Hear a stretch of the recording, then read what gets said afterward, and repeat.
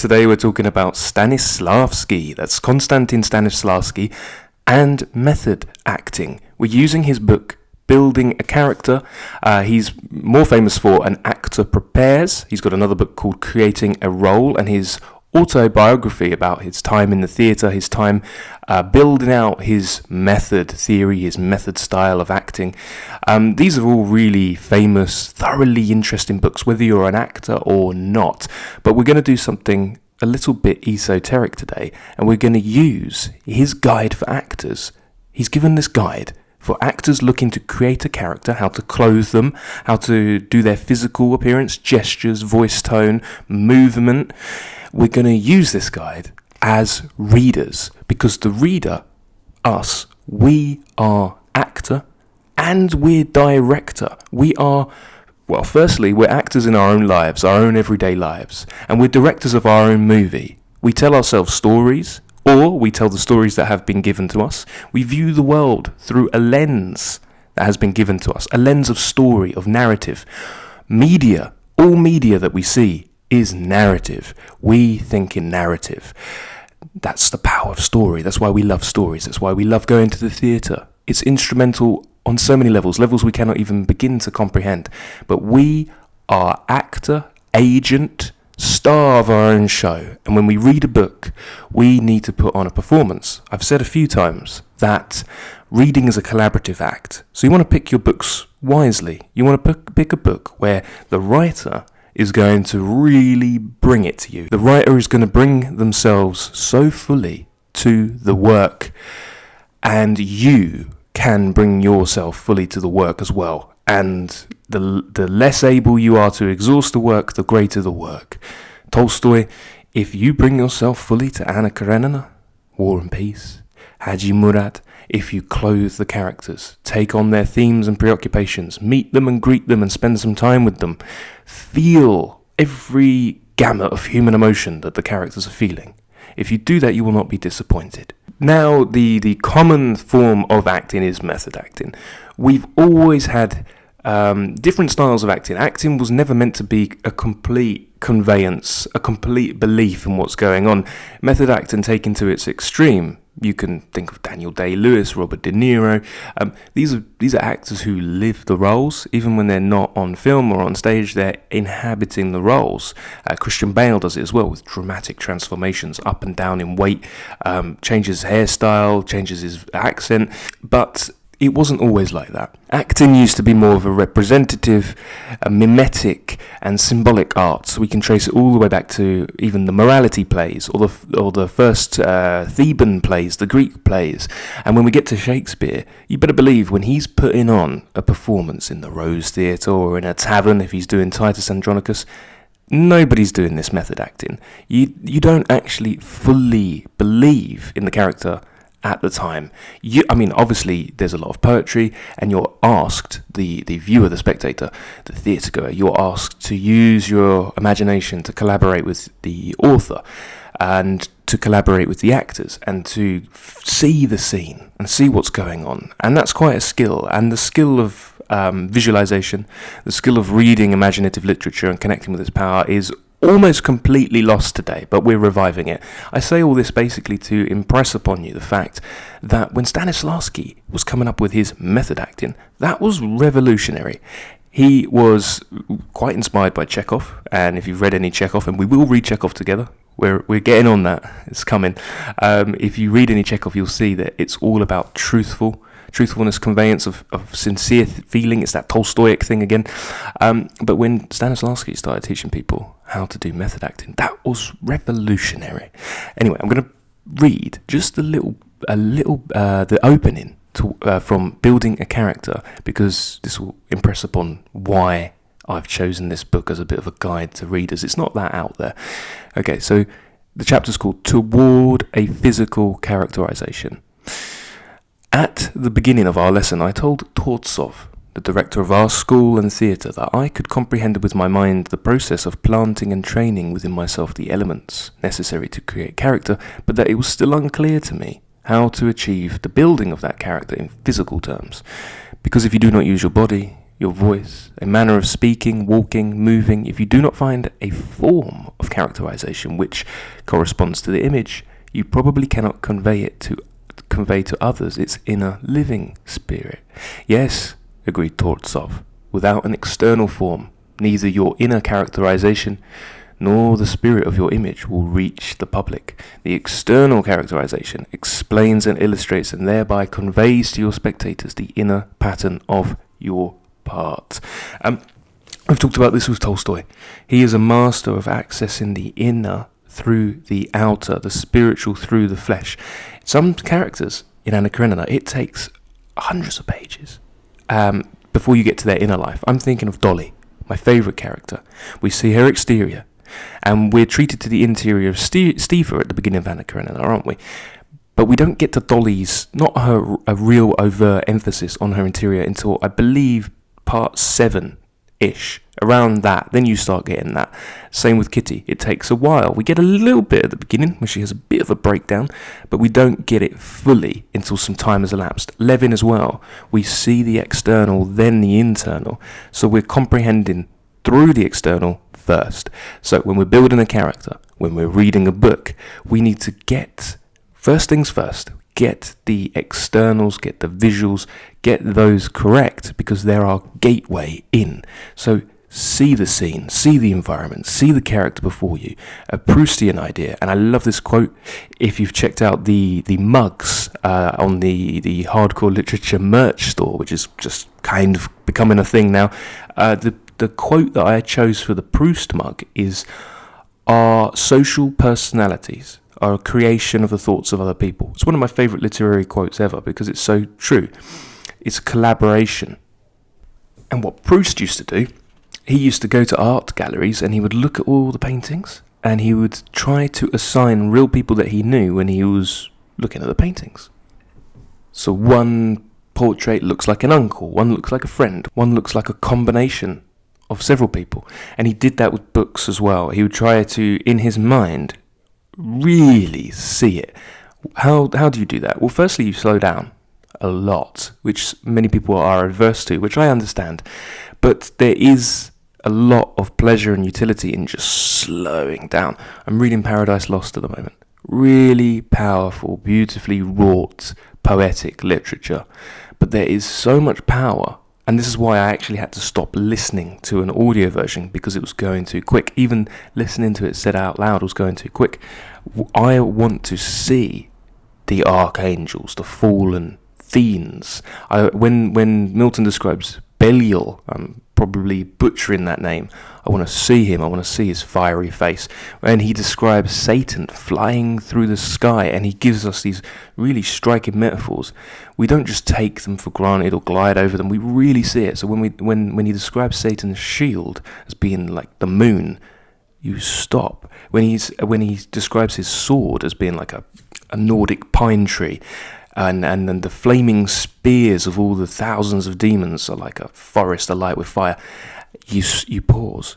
And when he talks about darkness visible, when he talks about the fiery flames of hell, and yet they had no light, they were dark flames, you pause and you try to put that in your mind, and that takes time. But that's how you do it. That's how you meet the author halfway. So when a method actor is creating a character for a role, yeah, they want to know the psychology and the mentality.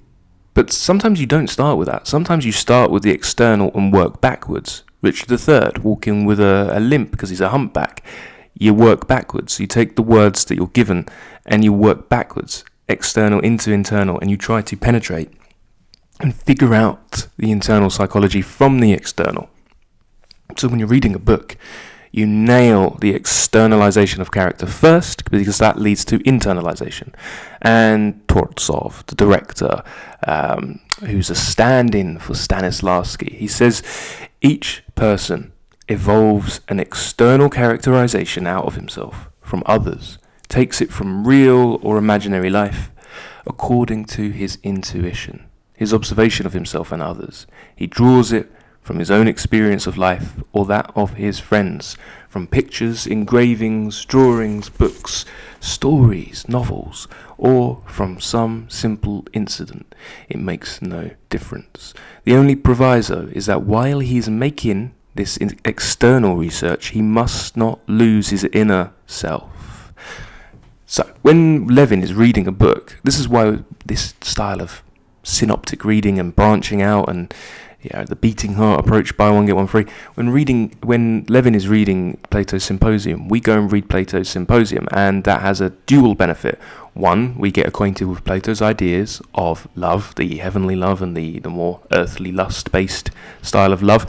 We get acquainted with that, and that's going to be really useful because when we read other great books, a lot of them flow or take for granted certain traditions, like Plato's tradition, the Homeric tradition, the biblical tradition. So we're building that out. But we also get illumination into what's going on in Levin. So later in the book, when he's thinking about love, or he's mowing and he's thinking about the meaning of life, or he says something that seems a bit frivolous, we know that he's been thinking about this book by Plato. And then sometimes when we read stories that don't have this overt detail that Tolstoy treats us to, we can still work it out. Like when we're reading Crime and Punishment, Raskolnikov, we think, what was his reading before all this happened? When did the conception of the idea take place in his mind? Who must he have read to get to that point? What must his society and his life and his upbringing, what must that have looked like?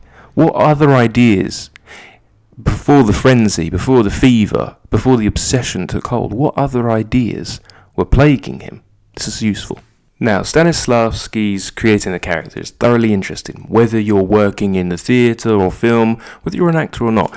He has chapters on dressing a character types, making the body expressive, plasticity of motion, restraint and control, diction and singing, intonations and pauses, tempo, rhythm in movement and speech, stage charm. And this is all interesting and it's all kind of informed my thinking on this. But I want to particularly cherry pick some very interesting things from one of the concluding chapters of this book called Toward an Ethics for the Theatre, because we can use it to talk about the ethics of reading, good, deep reading. Now, one condition, and remember he's talking to actors, but I think he's talking to anybody in any art or any vocation, anything that you designate your meaning to, anything that could sweep you up and distract you when taken to too much of an extreme, but he's also talking to readers, and good readers are in the process of creating art. That's why I'm asking you to journal upon certain things, talk about it, write some notes, think about it, because you're creating your own art, even scribbling in the margins. Your copy of Anna Karenina, if it's covered with your notes, you have made that its own special, unique version of that book, and nobody else can have that book. Nobody else can have the reactions that you had because you bring your unique life experience to the work. And Tolstoy, or Stanislavski, he says the first condition about, when talking about an ethics for the theatre, and we're going to apply it to reading, is love art in yourself and not yourself in art. Now that's a pithy maxim. Love art in yourself and not yourself in art. This reminds me of Stephen King's On Writing, where he said that he had his desk when he was writing and it was facing the wall and he was pumping out all these books, and I'm recalling this anecdote from a long time ago, so maybe the details are incorrect, but he was going a bit crazy. And he was miserable. Whenever he wasn't working, he was miserable. When he was working, he was also miserable. Everything was set up. Everything he was doing was set up for his writing. And he realised that it was like he was on life support and that he wasn't actually living. And that craft, writing, should support life, not the other way around. Life shouldn't be supporting the craft. So he got his desk and he put it in the middle of the room, spacious, and he started giving himself times to cut off work and stuff like that. Love art in yourself and not yourself in art. So this idea of self-acceptance, something that's already within you, something you don't have to seek for. A lot of compulsive reading can be very addict-like, where you think you're going to find a new idea or a new thing and it's just going to all click into place, and this can really result in people just speeding through books, not properly reading them, ticking them off. But there is something liberating in just saying, right, I'm going to slow down, and it is just a small facet, like the reading. It's not something that I do to hide from life, but it's something that supports and informs life, and it's something that I have in me and I bring to it. And it's like a meditative Buddhist type thing. I'm not searching for something that I don't already have. I'm just present. And that's really what this style of deep reading and art appreciation is all about. It's not about reading thousands of books. It's not about going to galleries and just zooming through and I've seen the Mona Lisa, now I've seen this, I've seen all the Caravaggios, or listening on, I'm going to listen to all the symphonies, and then a Faustian bargain, a deal with the devil that you cannot win. It's about slowing down and connecting with what you have in front of you right now, with whatever tools you have right now, whatever station in life you're at right now, and enjoying it and appreciating it. And Stanislavski says, unless the theatre can ennoble you, make you a better person, you should flee from it. Why? The students asked. Because there are a lot of bacilli in the theatre. Some are good and some are extremely harmful. I think he's talking about bacteria, right? The good bacilli will further the growth in you of a passion for what is fine, elevating, for great thoughts and feelings. They will help you to commune with the great geniuses such as Shakespeare, Pushkin, Gogol, Molière. Their creations and traditions live in us. In the theatre, you will also meet modern writers and representatives of all branches of art, science, of social science, of poetic thought. This select company will teach you to understand art and the essential meaning at its core. That is the principal thing about art. Therein lies its greatest fascination. Exactly in what? Someone asked. In coming to know, in working on, studying your art, its bases, methods and technique of creativeness, explained Tolstoy.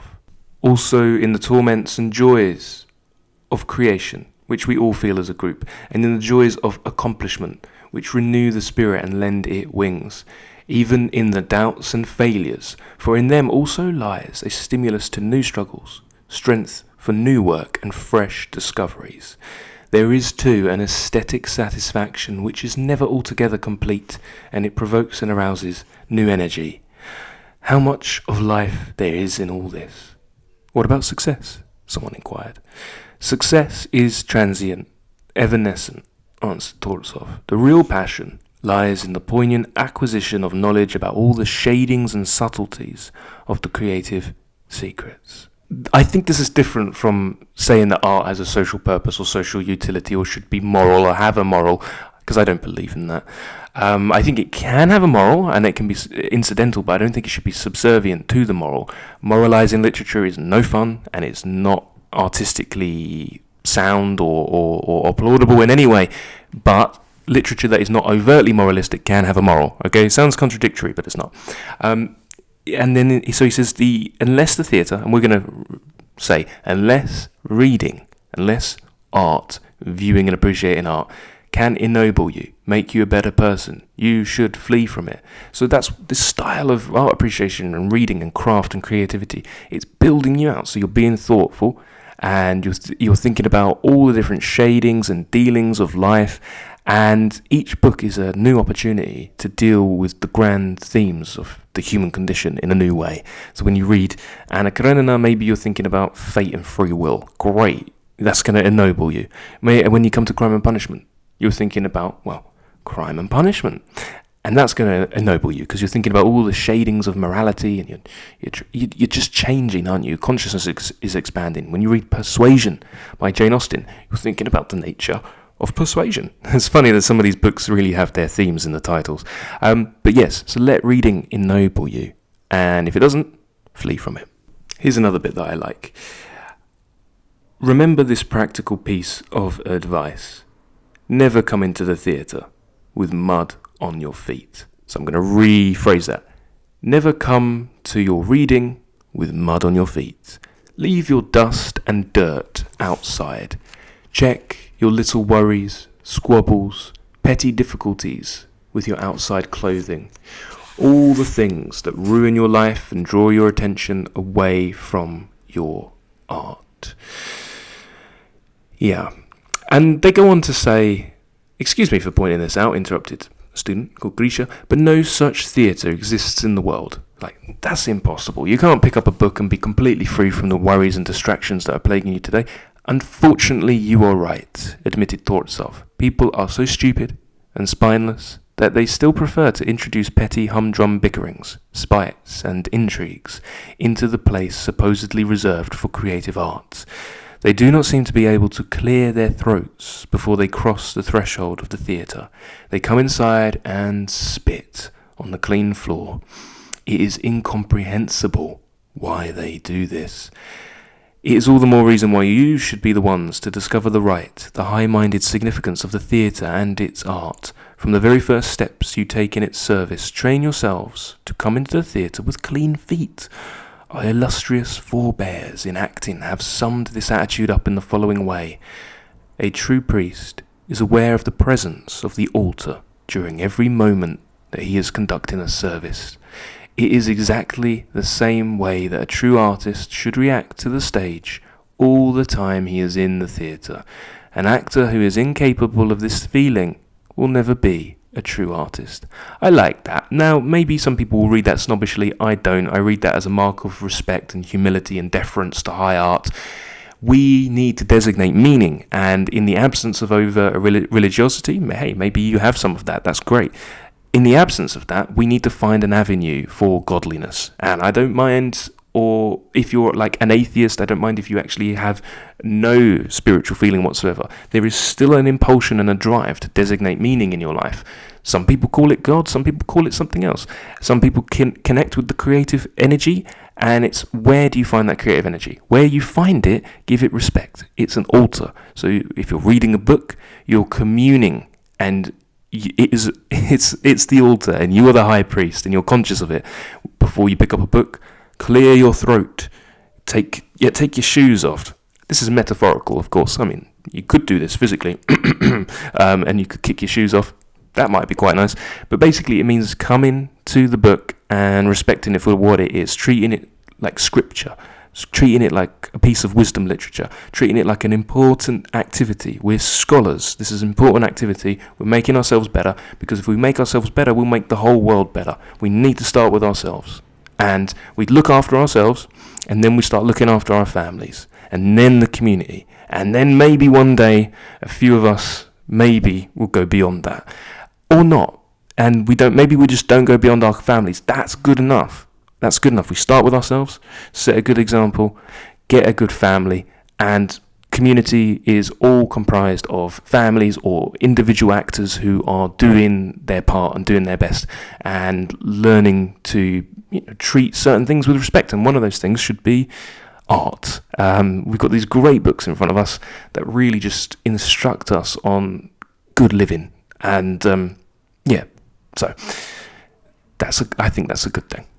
Let's talk about routine and ritual. Now, Tolstoy, at the beginning of a class, an acting class, he asks the students, how does a singer, a pianist, a dancer start his day?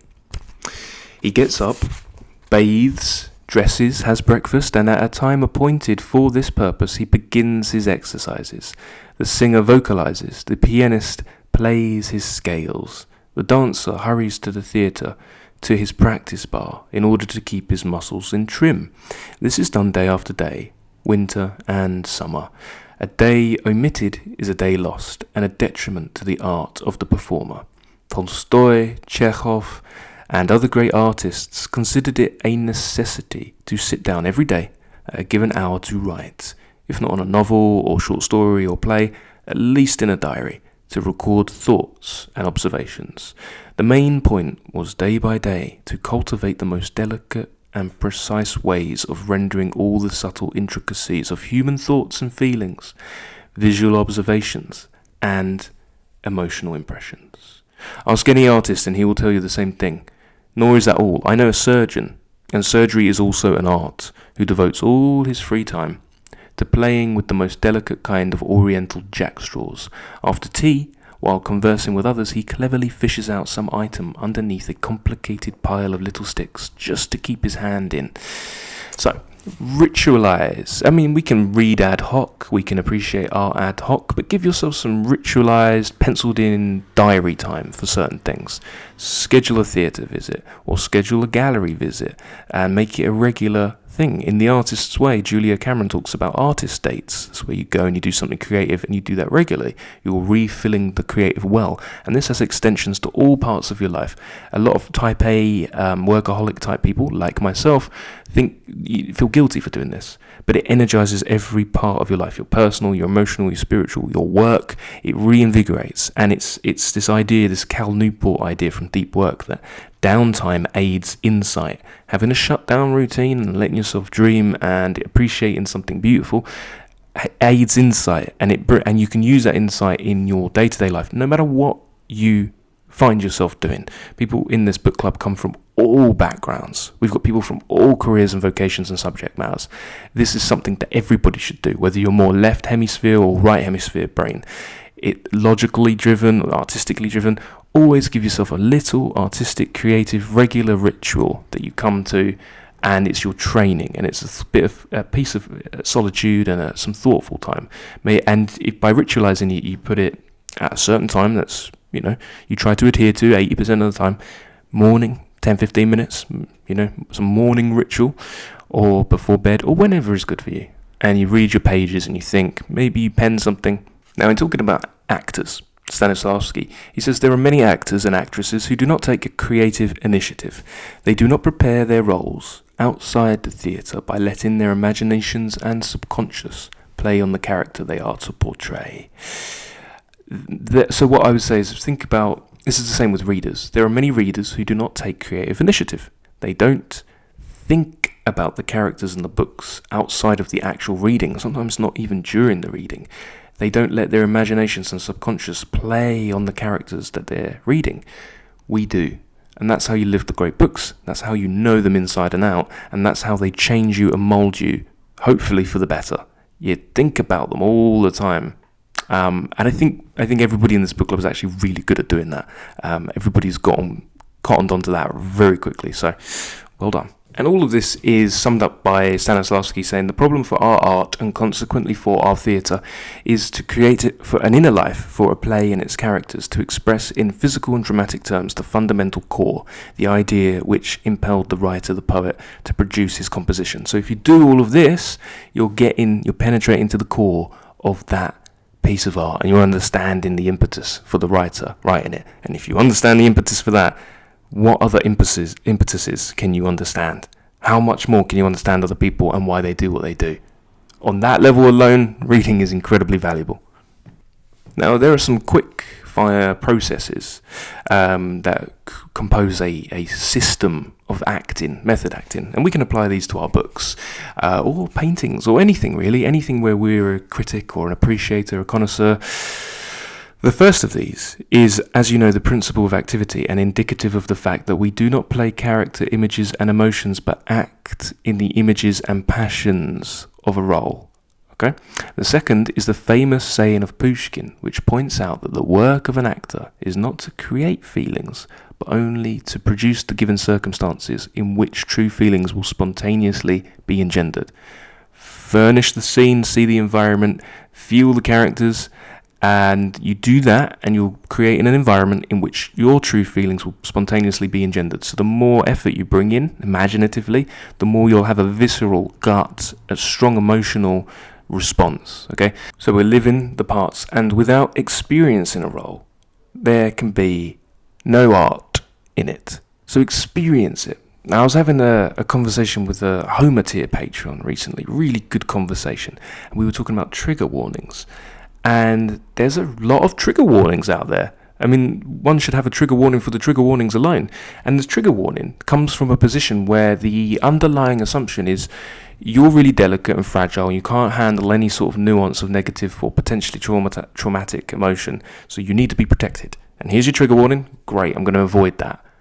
Well, we want to live these books, and these books deal with humanity at its most evocative, it's most nuanced, and so many of these books deal with traumatic themes, and that's like life. And a failure to engage with them or live them or bring yourself fully to them is a failure to understand them, to integrate them, and to overcome them. So what we flee from grows in size. If we run away from what we're scared of, we're always going to be scared of it. But we face it. So we live it, put yourself in the environment, and they've done studies with, for example, veterans who have PTSD, and the way to get over PTSD is to replay in extremely vivid detail. They'll do VR simulations where they'll replay the image or the scene, the thing that led to the stress and the trauma. You replay it over and over and over again with great visual vividness. Stanislavski also recommends, when you've mastered the creative state necessary to your artistic work, you must learn to observe, evaluate your own feelings in a role, and criticize the image you naturally portray and live in. So you're making yourself at home with the characters, you're getting inside them, and then you're integrating yourself and thinking about you as the character. You should expand your knowledge of art, literature, and other aspects of learning and show that you can improve your natural talents. You should develop your bodies, your voices, your faces into the best physical instruments of expression, capable of rivaling the simple beauty of nature's creations. And I think that's key. Another thing people don't really touch upon with this reading is it's only one half of our life. The other half is physical. The other half is communion with nature. So I fully believe that you will get way more out of reading if you're healthy, or you're trying to keep yourself healthy, if you move regularly, if you stretch, if you have an athletic routine, if you breathe, if you treat yourself to a good diet most of the time. All of this increases blood flow, increases your baseline level of receptivity, happiness, increases cerebral flow. It's going to improve everything, memory retention, mood moderation. So reading is just one half of the puzzle. Yeah, brains and brawn. That's what we're all about here. Okay, let's end this the way Stanislavski ends his book. The greatest wisdom is to recognize one's lack of it. I've reached that point, and I confess that in the realm of intuition and the subconscious, I know nothing, except that these secrets are open to the great artist, nature. That is why my praise is for her. If I did not confess my own powerlessness to achieve the greatness of creative nature, I should be feeling my way like a blind man, in paths from which there is no issue, believing that I was surrounded by an endless expanse of space. No. I prefer to stand on the heights and from there look out to the limitless horizon, trying to project myself for a little distance, a few miles, into that vast region, still inaccessible to our consciousness, which my mind cannot grasp, even in its imagination. Then I shall be like the old king in Pushkin's poem, who, from the heights, could scan with gladdening eye the valley studded with white tents, and far beyond the sea and scudding sail.